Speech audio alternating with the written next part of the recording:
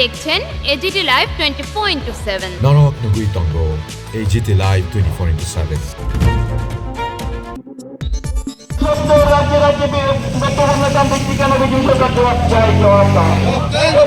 এই এলাকার শুভবুদ্ধি সম্পন্ন ব্যবসায়ী বৃন্দ, পথ চলতি বন্ধুগণ, আপনারা জানেন এই সময়ে গোটা আমরা দেখেছি এই সময়ের মধ্যে গোটা দেশের সঙ্গে আমাদের রাজ্য রান্নার গ্যাস থেকে শুরু করে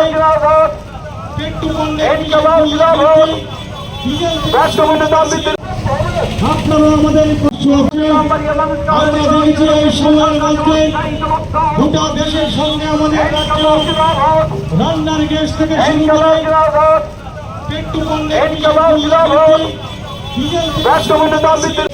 চলুন বন্ধু, আমরা আপনাদের কাছে বিনম্রভাবে অনুরোধ করছি এই দেশ সহ এই রাজ্যের মানুষকে মুক্তি দিতে, এই অরাজকতার শাসন থেকে আমাদের রাজ্যের আজকের এই মিছিলের যারা যোগ দেন, মিছিল থেকে অবস্থান অবিলম্বে পেট্রোলের মূল্য বৃদ্ধি প্রত্যাহার করতে হবে। রাজ্যের জনগণের সাথে অবিলম্বে পেট্রোলের মূল্য বৃদ্ধি প্রত্যাহার করতে হবে। পেট্রোল মূল্য বৃদ্ধির সাথে জিনিসের দাম বাড়ছে কেন? কেন্দ্রীয় সরকার জবাব চাই, জবাব দাও। আপনারা মানুষের মানুষকে মুক্তি দিতে এবং এই অরাজকতার শাসন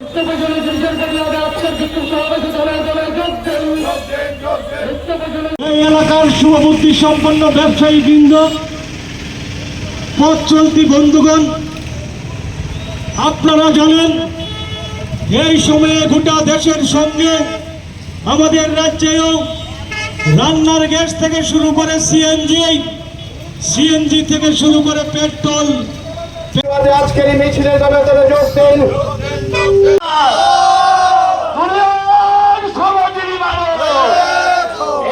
মানুষকে মুক্তি দিতে এবং এই অরাজকতার শাসন থেকে আমাদের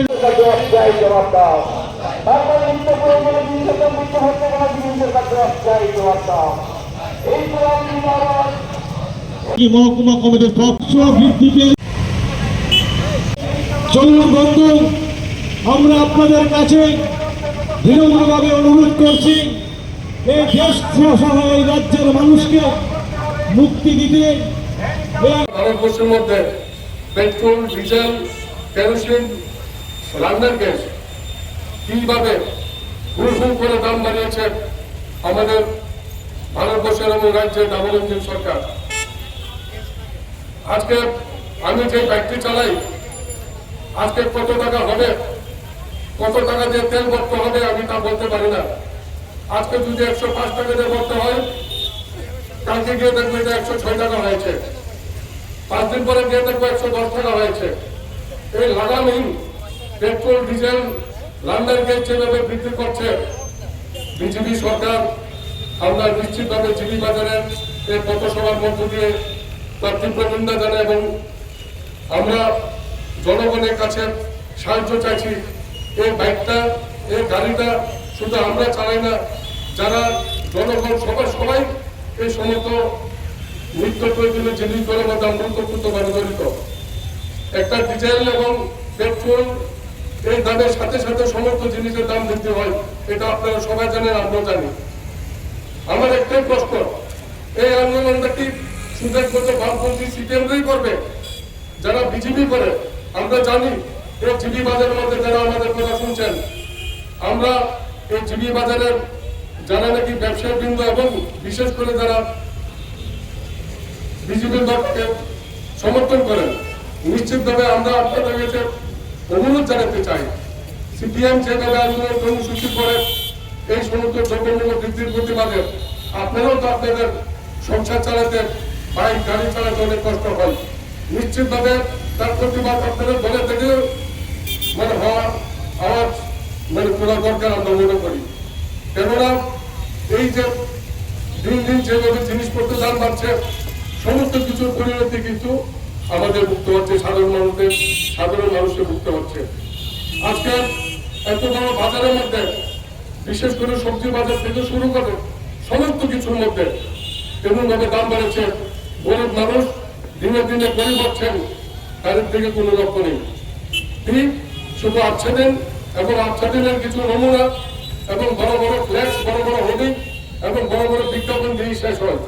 আমরা অনুরোধ করতে চাই এই এলাকার ব্যবসায়ী বৃন্দ, সব মানুষকে, যে তার তীব্র বিরোধিতা সবাই মিলে করা উচিত। না হলে আগামী দিন 500 টাকা 1000 টাকা নিয়ে বাড়ি থেকে বের হলেও আমাদের ব্যাগ করতে হবে না। আমাদের বাইক, আমাদের গাড়ি নিশ্চিতভাবে আমাদের ঘরেই পাড়া দিয়ে রাখতে হবে। একদিকে দেখলাম তেল যেভাবে দাম বাড়ছে, আর একদিকে দেখলাম হাস্যকর ব্যাপার, মন্ত্রী থেকে শুরু করে এমএলএরা তারা একদিন দুদিন গাড়ি না চালিয়ে বাড়ি থেকে কেউ সাইকেল চালিয়ে কেউ অটো করে বেরিয়েছেন। এটা দিয়ে কি বোঝা যায়? মানুষকে বোকা বানানো। তো যাই হোক, কমরেড, অনুরোধ থেকে শুধু আমরা করতে চাই, আমরা যারা বামপন্থী আন্দোলনের সঙ্গে যুক্ত, লড়াই আমাদের রাস্তা, রাস্তাতে আমাদের আন্দোলন, আন্দোলনই শেষ কথা জনগণ বলবে। জনগণের কাছে এগিয়ে রেখে আগামী দিন এমন ধরনের বক্তব্য আমরা রাখতে চাই, পেট্রোল, ডিজেল, গ্যাস তার বৃদ্ধি এমন লাগামহীনভাবে যদি আপনারা যুক্ত করেন, তার জন্য বামপন্থীরা রাস্তায় আছে, থাকবে এবং আমরা আমাদের দলের নির্দেশ অনুসারে আগামী দিন আরো বৃহত্তর লক্ষ্য থেকেই আন্দোলনের নাম দিয়েই এই দল করে আমরা ছোট থেকে জেনেছি। তাদের অঙ্গ হিসেবে আজকে ডিজেল সহ বিভিন্ন দ্রব্য যে মূল্য বৃদ্ধি পাচ্ছে তার নিত্য প্রয়োজনীয় জিনিসের প্রতিবাদে আজকের বিক্ষোভ সমাবেশে দলে দলে যোগ দেন। নিত্য প্রয়োজনীয় জিনিসের প্রতিবাদে আজকের বিক্ষোভ সমাবেশে দলে দলে যোগ দেন। সিএনজি পিএনজি গ্যাসের দাম বৃদ্ধি করে বিজেপি সরকার জব চাই, জব দাও। সিএনজি পিএনজি গ্যাসের দাম বৃদ্ধি করে বিজেপি সরকার জব চাই, জব দাও। রান্নার গ্যাসের দাম আকাশ ছোঁয়া করে বিজেপি সরকার জব চাই, জব দাও। নিত্য প্রয়োজনীয় জিনিসের দাম দিন দিন বৃদ্ধি পাচ্ছে করে বিজেপি সরকার জব চাই, জব দাও। ওষুধের দাম বৃদ্ধি পাচ্ছে করে বিজেপি সরকার জব চাই, জব দাও। দৈনন্দিন জীবনের ব্যবহারকারী ওষুধের দাম বৃদ্ধি পাচ্ছে করে বিজেপি সরকার জব চাই, জব দাও। জব চাই দিতে হবে, জব চাই দিতে হবে। ইনকিলাবি জিন্দাবাদ, ইনকিলাবি জিন্দাবাদ। ধন্যবাদ।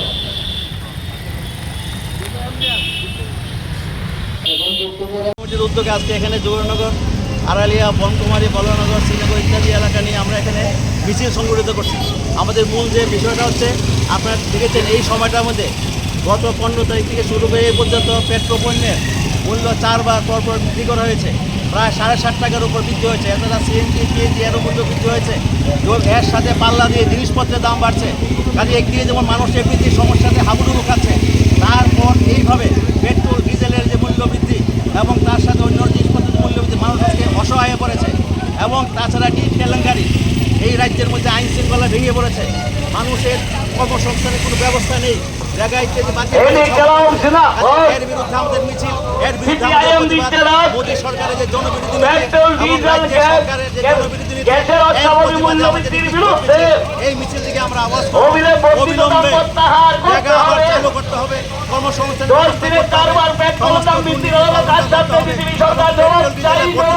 প্রত্যাহার করতে হবে। কমিউনিস্ট পার্টির উদ্যোগে আমরা এখানে আজকে মিছিল সংগঠিত করছে এবং সভা সংগঠিত হবে। পেট্রোল পণ্যের যে মূল্য বৃদ্ধি গত 4 দিনে পর ইত্যাদি যে সরকার ক্ষমতায় আসার পর থেকে লাগামহীন মূল্য বৃদ্ধি সৃষ্টি হয়েছে। তার সঙ্গে সঙ্গতি রেখে কর্মসংস্থান, বেকারত্বের অবস্থা, সুধী সজ্জন মন্ডলী, এই ড্রপব্যাক এলাকার শুভবুদ্ধি সম্পন্ন ব্যবসায়ী বৃন্দ, কোনোটা দ্রব্যমূল্য বৃদ্ধির বিরুদ্ধে অর্থাৎ রান্নার গ্যাস, পেট্রোল, ডিজেল, নিত্য প্রয়োজনীয় জিনিস থেকে শুরু করে সমস্ত জিনিসের যে মূল্য বৃদ্ধি তার প্রতিবাদে সারা দেশব্যাপী আন্দোলনের ডাক দিয়েছে। তারই কর্মসূচির অঙ্গ হিসাবে আজকে আমাদের রাজ্যেও আমরা এই কর্মসূচি রাজ্য কমিটির সিদ্ধান্ত অনুযায়ী আমরা আজকে ধুবড়ি মহকুমা এলাকাতে সুধী সজ্জন মণ্ডলী, জায়গায় আমরা এই সভা সংগঠিত করছি এবং এই মিছিল সংগঠিত করছি। দ্রব্যমূল্য বৃদ্ধির বিরুদ্ধে অর্থাৎ রান্নার গ্যাস, পেট্রোল, ডিজেল, নিত্য প্রয়োজনীয় জিনিস, ইলেকট্রিসিটি থেকে শুরু করে সমস্ত জিনিসের যে মূল্য বৃদ্ধি তার প্রতিবাদে সারা দেশব্যাপী আন্দোলনের ডাক দিয়েছে। তারই কর্মসূচির অঙ্গ হিসাবে আজকে আমাদের রাজ্যেও আমরা এই কর্মসূচি রাজ্য কমিটির সিদ্ধান্ত অনুযায়ী আমরা আজকে ধুবড়ি মহকুমা এলাকাতে সুধী সজ্জন মণ্ডলী, জায়গায় আমরা এই সভা সংগঠিত করছি এবং এই মিছিল সংগঠিত করছি। ইত্যাদি যে সরকার ক্ষমতায় আসার পর থেকে লাগামহীন মূল্য বৃদ্ধি সৃষ্টি হয়েছে। তার সঙ্গে সঙ্গতি রেখে কর্মসংস্থান, বেকারত্বের অবস্থা, সুধী সজ্জন মণ্ডলী, এই ড্রপগেট এলাকার শুভবুদ্ধি সম্পন্ন ব্যবসায়ী বৃন্দ, কোনোটা কি জন্যে আজকে আমরা এই সভায় মিলিত হয়েছি? আমাদের ভারতবর্ষে মানুষের জীবনযাত্রা তাকে যদি ধরে রাখতে হয়, দেশের গরিব, নিম্নবিত্ত, মধ্যবিত্ত মানুষকে যদি দুবেলা খেয়ে পড়ে বেঁচে থাকতে হয়, তাহলে পর মানুষের প্রতিদিনকার বেঁচে থাকার জন্য ন্যূনতম যে চাহিদা, এই চাহিদা পূরণের জন্য যে দ্রব্য সামগ্রী মানুষকে কিনতে হয়, এই দ্রব্য সামগ্রীর দাম যদি ক্রমাগত বেড়ে যায় আর মানুষের আয় যদি ধারাবাহিকভাবে না বাড়ে, তাহলে পর সেই মানুষের জীবন অতিবাহিত করা দিনের পর দিন কঠিন হয়ে পড়ে। আজকে আমরা ভারতবর্ষে কি দেখছি? আমাদের দেশে 2014 সালে একটা সরকার এসেছিল। এই সরকার আসার সময় আজকে যিনি আমাদের দেশের প্রধানমন্ত্রী, সে সময় তিনি গুজরাটের মুখ্যমন্ত্রী ছিলেন। এই গুজরাটের মুখ্যমন্ত্রী থাকাকালীন একটা রিপোর্ট তিনি প্রকাশ করেন, যেটা কেন্দ্রীয় সরকার একটা কমিটি করে দিয়েছিল, তিনি সেই কমিটির চেয়ারম্যান ছিলেন। সেই কমিটি রিপোর্ট প্রকাশ করে সরকারকে বলেছিল, কেন্দ্রের সরকারকে, যে আমাদের দেশের তেলের দাম যে ক্রমাগত বাড়ে, এর ফলে আমাদের দেশে তেলের দাম বাড়লে পর তার প্রভাব সমস্ত কিছুর উপর পড়ে। সমস্ত জিনিসপত্রের দাম ক্রমাগত বাড়ে তেলের দাম বাড়লে পর। তাহলে এই তেলের দামকে যদি স্থিতিশীল রাখা যায়, এই তেলের দামকে যদি একটা জায়গায় ধরে রাখা যায়, তাহলে জিনিসপত্রের দাম সেরকম ভাবে বাড়বে না। আমাদের দেশের গরিব, নিম্নবিত্ত, মধ্যবিত্ত মানুষ তারা দুবেলা খেয়ে পড়ে বেঁচে বসে থাকতে পারবেন। কার প্রস্তাব ছিল? কার সুপারিশ ছিল? সুপারিশ ছিল আজকে যিনি দেশের প্রধানমন্ত্রী নরেন্দ্র মোদী, উনি যখন গুজরাটের মুখ্যমন্ত্রী ছিলেন, কেন্দ্রে তখন কংগ্রেস নেতৃত্বাধীন ইউপিএ সরকার, সেই সরকার কমিটি করে দিয়েছিল, নরেন্দ্র মোদী চেয়ারম্যান ছিলেন সেই কমিটির। সেই কমিটি প্রস্তাব দিয়েছিল তেলের দাম বাড়ানো চলবে না। পৃথিবীর বাজারে যদি তেলের দাম বাড়ে, সেটাকে পুষিয়ে দেওয়ার জন্য একটা তহবিল তৈরি করো, সেখান থেকে বাড়লে পর ওখানে দিয়ে দেবে, আবার কমলে পর সেখান থেকে তহবিলে টাকা ভর্তি হয়ে যাবে। তাহলে এই যিনি প্রস্তাব দিলেন, সেই সময় ভালো প্রস্তাব ছিল 2014 সালের আগে নরেন্দ্র মোদীর সেই প্রস্তাব।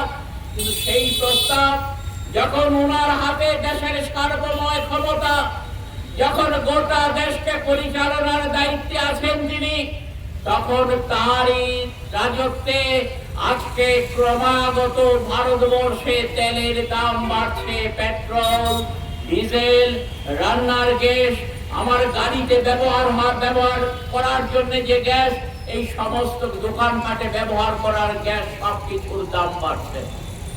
এবং এই দাম বাড়ার ফলে কেউ কেউ বলছেন যুক্তি দিয়ে, বিজেপির বন্ধুরা তারা বলার চেষ্টা করছেন, কেউ কেউ তাদের নেতারা, সবাই না, যারা গরিব বিজেপির বন্ধুরা আছেন তারা তো বলেন না, কারণ তাদের যন্ত্রণা প্রতিদিন বাড়ছে।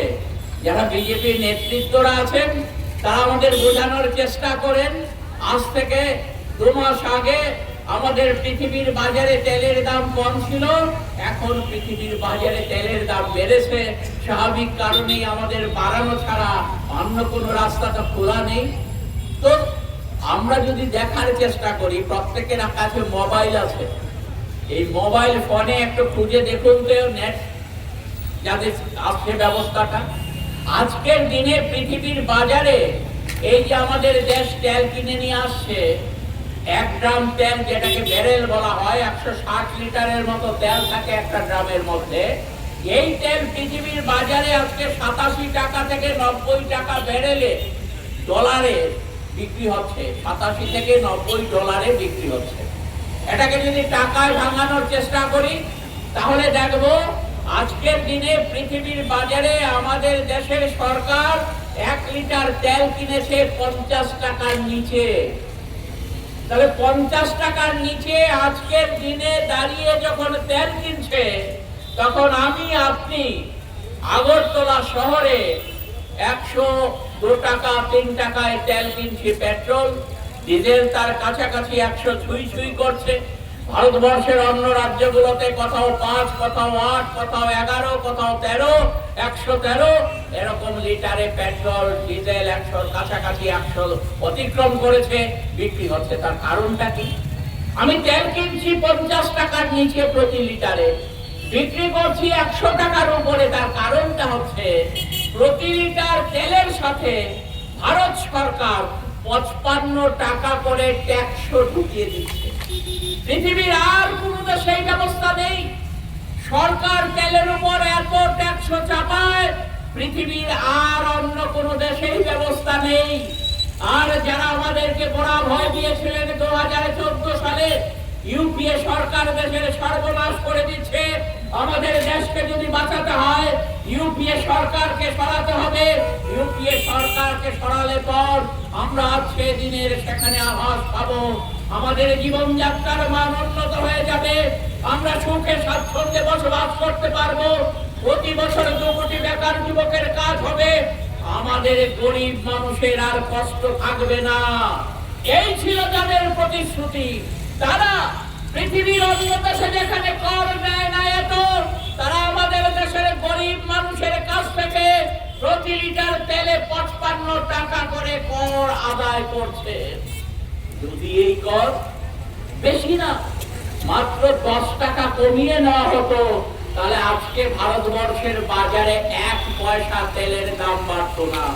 কারণ এই সময়ের মধ্যে 4 বারে, গত 12-13 দিন সময়ের মধ্যে 4 বারে 60.5 টাকা করে পেট্রোল ডিজেলের দাম বেড়েছে গড়ে। তাহলে 10 টাকা যদি ট্যাক্স কমানো হতো, তাহলে তেলের দাম বাড়ানোর কোনো প্রয়োজন থাকতো না। তাহলে কার সরকার এই তেলের দাম বাড়ার ফলে তার এফেক্টটা কি হচ্ছে, প্রভাবটা কি হচ্ছে? তেলের দাম বাড়লে এই যে ধরুন আজকে বাস গাড়ি চলছে, অটোরিকশা চলছে, ডিজেল বা পেট্রোলে যে গাড়িগুলো চলে, তারা স্বাভাবিকভাবে কিছু না কিছু ভাড়া বাড়াতে সেখানে বাধ্য হবে। এই পয়সাটা কে দেবেন? এই পয়সাটা দেবেন যাত্রীরা। তাহলে যাত্রীদের জীবনযাত্রার মান আরো খারাপের দিকে যাবে, তারা কষ্টের মধ্যে পড়বেন।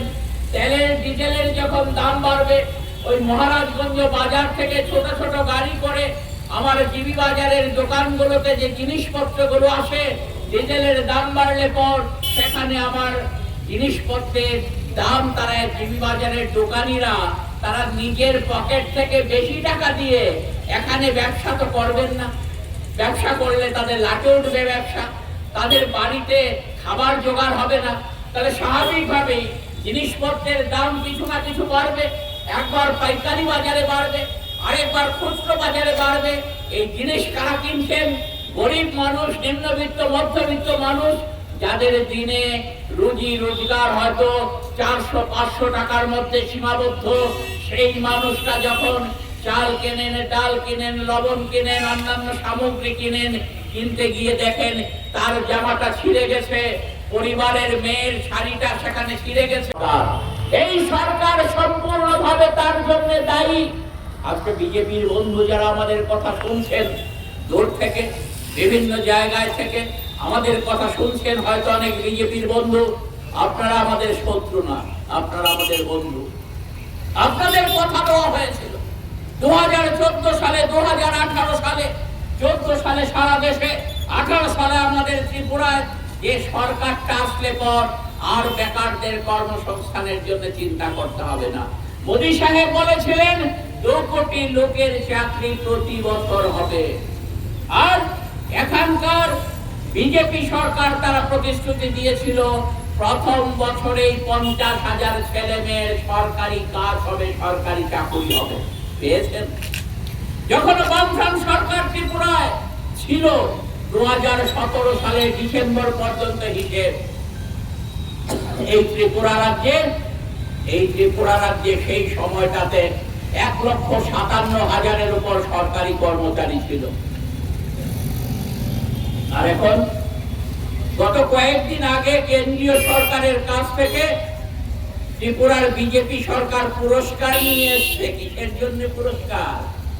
ত্রিপুরার মানুষের কল্যাণের জন্য পুরস্কার নিয়ে আসেনি। ত্রিপুরার বেকার যুবকদের পিঠে ছুরি মেরেছে বিজেপি সরকার। বিজেপি সরকার এখানকার বেকার যুবকদের পেটে লাথি মেরেছে।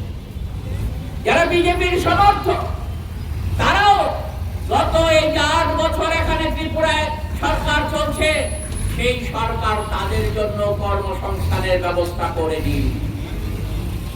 ত্রিপুরা সরকার পুরস্কার পেয়েছে কেন? পেয়েছে 1 লক্ষের নিচে কর্মচারী নামিয়েছে এখানকার সরকার। বুঝুন, কর্মচারীর সংখ্যা ছিল 1,57,000। এই সংখ্যা থেকে কর্মচারীর সংখ্যাটাকে 1 লক্ষের নিচে নামিয়ে এনেছে। তার অর্থটা কি? তার অর্থ হচ্ছে নতুন রিক্রুটমেন্ট, নতুন নিয়োগ প্রায় হয়নি বললেই চলে। এতে কি শুধুমাত্র বামপন্থীরা ক্ষতিগ্রস্ত হচ্ছে না? শুধু তো বামপন্থীরা ক্ষতিগ্রস্ত হচ্ছে না, এর ফলে আমাদের দেশের, আমাদের রাজ্যের যারা কাজের জন্য হান্ডে হয়ে ঘুরছে তারা ক্ষতিগ্রস্ত হচ্ছেন। তা বিভিন্ন দল মতের মানুষ ক্ষতিগ্রস্ত হচ্ছেন। তাহলে এই বিজেপিকে ভরসা করা যায়? এদের উপর বিশ্বাস রাখা যায়? এরা প্রতিশ্রুতি দেয়, প্রতিশ্রুতির খেলাপ করে। 299টা প্রতিশ্রুতি ছিল আমাদের ত্রিপুরা রাজ্যে। এই 299টা প্রতিশ্রুতির মধ্যে কেউ বলতে পারেন একটা প্রতিশ্রুতি তারা যথার্থভাবে রক্ষা করেছে? একটা প্রতিশ্রুতি রক্ষা করেনি। আমাদের গরিব মানুষকে বাঁচানোর জন্য তারা প্রতিশ্রুতি দিয়েছিল সেই সময়টাতে রেগাতে অন্যান্য সরকারি কাজে 200 টাকার নিচে মজুরি ছিল, 176 টাকা মজুরি ছিল। সেই সময় বিজেপির প্রতিশ্রুতি ছিল তারা সরকারে আসলে পর 340 টাকা মজুরি করা হবে। হয়েছে 340 টাকা মজুরি? যদি হতো তাহলে পর আমার গরিব মানুষের হাতে পয়সা আসতো। এই সংবাদটি দেখার জন্য ধন্যবাদ। চিনিও কক্তমা নাইমা বাগুই বেলাই হাম্বাই। ये न्यूज़ कंटेंट देखने के लिए शुक्रिया। अगर आपका कोई सुझाव है तो हमें कमेंट कीजिए, सब्सक्राइब कीजिए AGT Live 24/7। Thanks for watching AGT Live 24/7.